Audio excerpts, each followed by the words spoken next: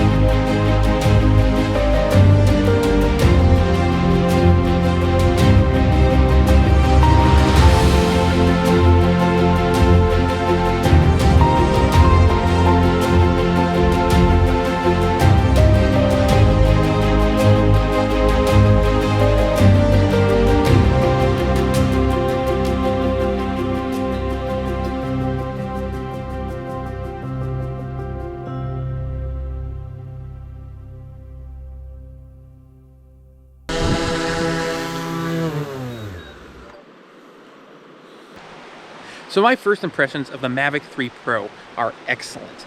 I love the basic Mavic 3, the Mavic 3 Classic, both amazing drones, but this is just another level, having that medium telephoto length camera on there so you can get some really excellent parallax shots.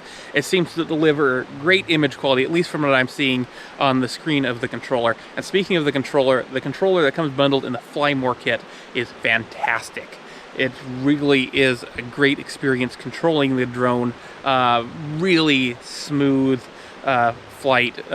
No interruption in transmission whatsoever. It's really strong signal.